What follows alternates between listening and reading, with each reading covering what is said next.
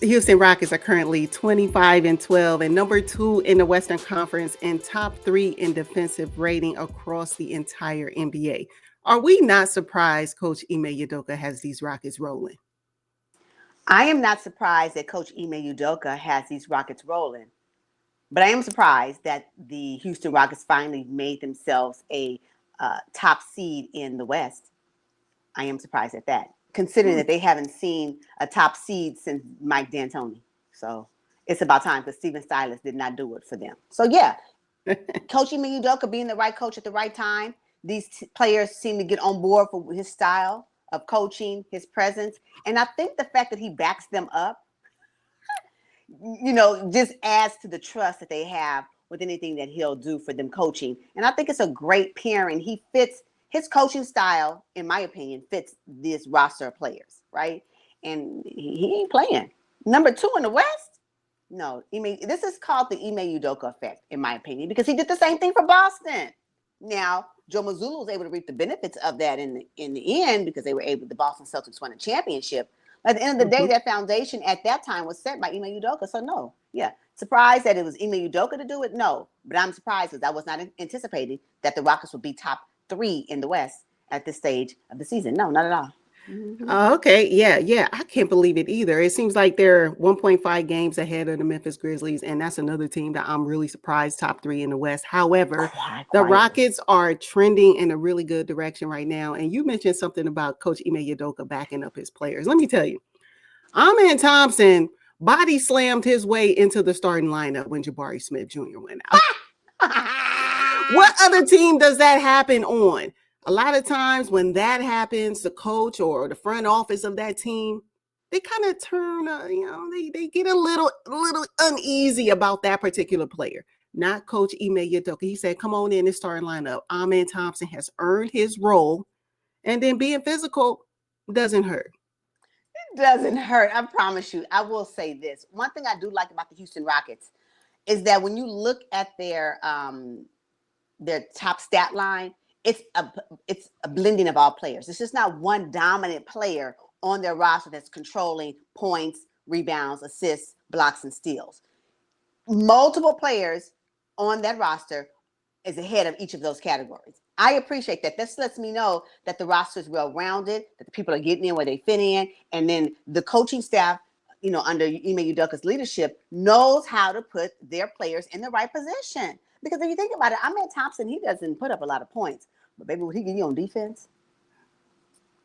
Them deflections and them steals and them blocks, these teams ain't ready for him. Talking about getting your jersey. And he ain't afraid. And even if even if he does something that may be questionable, Ime Udoka's gonna be on that platform saying, well. Yeah. Okay. I heard Coach Ime Udoka tell, I don't know if it was Amen Thompson, Alper, and Sengun. One of them were in foul trouble.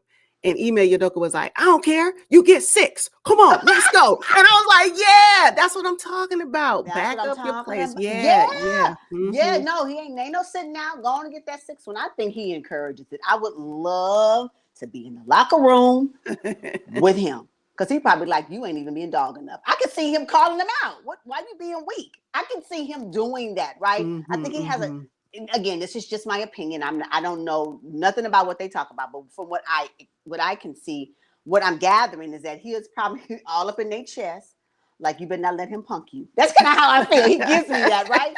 And I'm like, yeah. And the players, they love it. I mean, Ime Udoka is doing, come on, night and day from Steven Silas to Ime Udoka, night and day. Absolutely. You had talked about any given night, any player can be the top scorer, right? We know Jalen Green has been inconsistent for a better part of this season, but you know what? He's going to come in and he is going to play aggressive.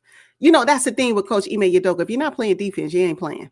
You're not right? Playing. No. He's not going to play you. So the offensive side is cherry on the top, but it's mandatory that you play defense for this team. Amen Thompson played extremely well with Jabari Smith out. I was like, oh man, the Houston Rockets going to slip in the standings. Not at all. Dillon Brooks, Fred VanVleet, Alper Sengun, right? He's on the list to be an all-star this season. And he's earned it, right? He has put the team on his back along with the other players on any given night. I just love what I'm seeing from them. The Rockets defense is top notch. They are right now number one in rebounding. They will get crashing the boards. They live for a rebound. Alperen Sengun, what he's averaging 11 a night? Mm-hmm. What? Mm-hmm. Get as a center, like the young athleticism that these players have, the discipline, because that's all it takes. It takes discipline, the consistency in some cases. They are consistent on defense. I'm gonna give them that. And I just I can't say enough about that. When you hear the term defense wins championships, and you mentioned that the offense is like the cherry on top, you're right. Their offense benefits because of their defense. I think that's how it is. In some cases, the other teams, their offense is what they, really hang Mm-hmm. their hat on, and their defense is actually an ancillary type of skill that they have. Not with the Rockets. No, defense first. Clearly. Yes. Now, this past week, the Houston Rockets faced the Los Angeles Lakers, the Washington Wizards, and the Memphis Grizzlies. Now, if I can talk about the game against the Los Angeles Lakers post game, someone asked LeBron James about Amen Thompson. And he said, them Thompson twins, they're not like us. They're different. They're a different breed. And I said, that is really good for Asur and Amen Thompson. It just says a lot about their dedication to the game, so young in their careers and how it's all playing out. I read an article too that said that the Rockets' inexperience will be the hindrance of them making a deep postseason run. What do you think about that? I can believe that. Yeah, absolutely. I don't actually. For me, the Rockets have exceeded my expectations this season. So anything that comes after them being top six in the West is a bonus. I don't expect them to go deep in the playoffs. If they do, I'm here for it. But that's not my expectation for them, right? We're not talking about playing tournament. I'm sliding my way in. Top of the West. Top of the West? Consistently, when we're talking about their, 6 or 7 games behind OKC, the number one spot? Uh-huh. Right? And then they're so far removed from the other teams in the top 6. We're talking about 9 games. What? The other teams will have to work real hard to take their spot. They've secured it, right? And so, unless there's something major that happens with their roster, the Rockets roster, which has them slipping the standings, but as we stand right now, I don't see it.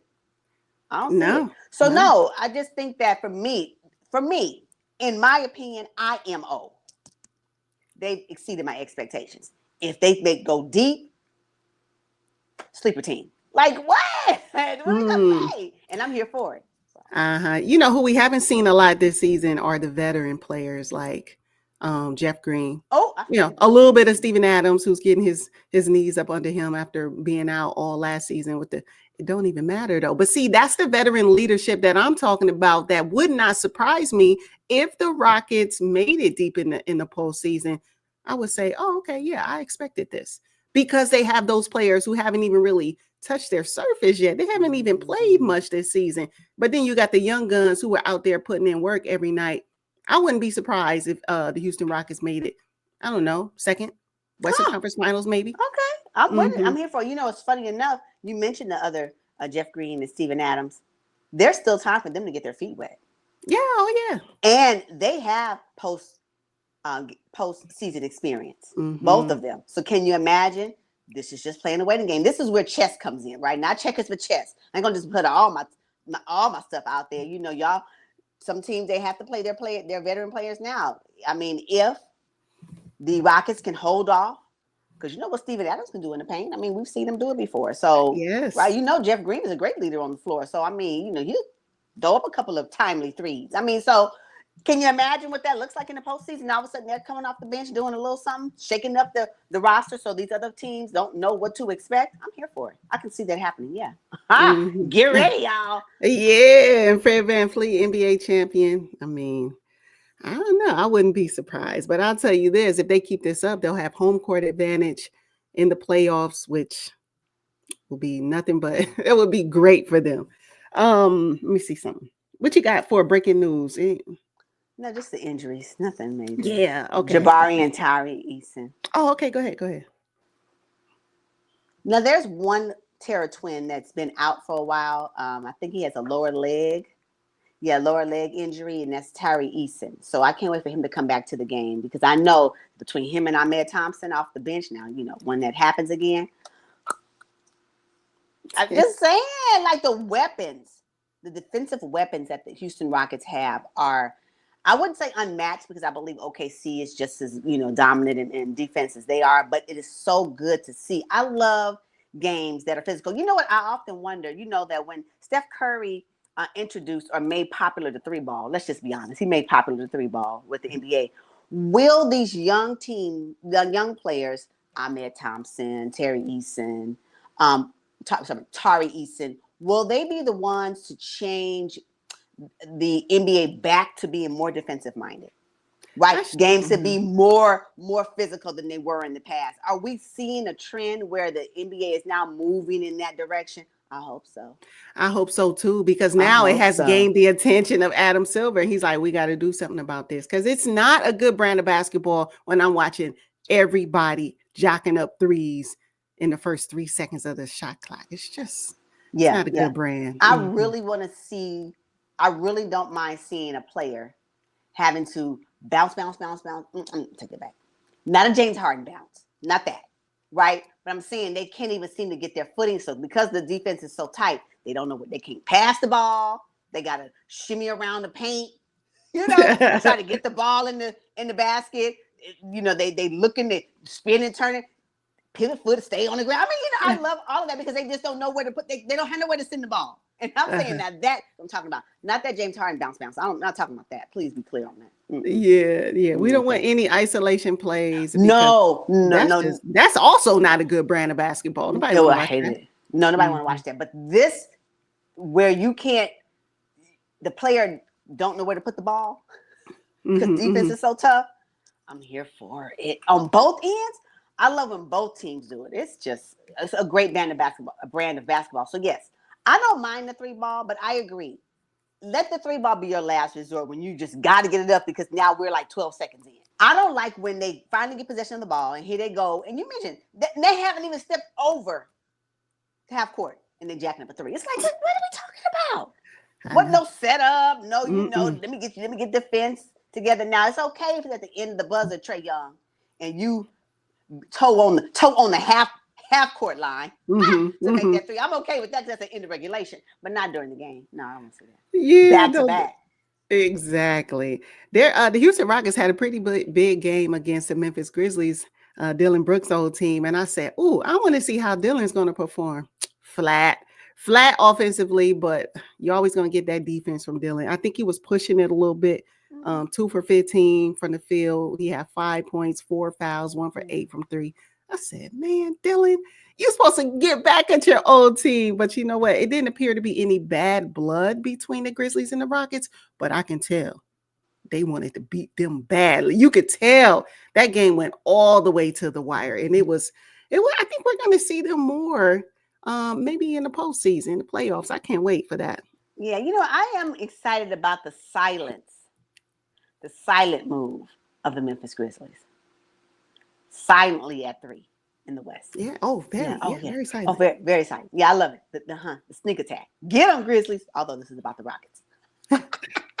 Yeah, no, exactly. I mean, overall, I think the Houston Rockets are definitely trending in the right direction. They do have a couple big games coming up. I mean, when they play the Atlanta Hawks, once that game finally gets played after the postponement, they got the Grizzlies again, the Denver Nuggets, and the Sacramento Kings. So, I mean, the Houston Rockets, we're going to find out for sure. If this is like a fluke in the early part of the season, I think we're almost halfway through, or is this really who they are? I am banking on it's really who they are.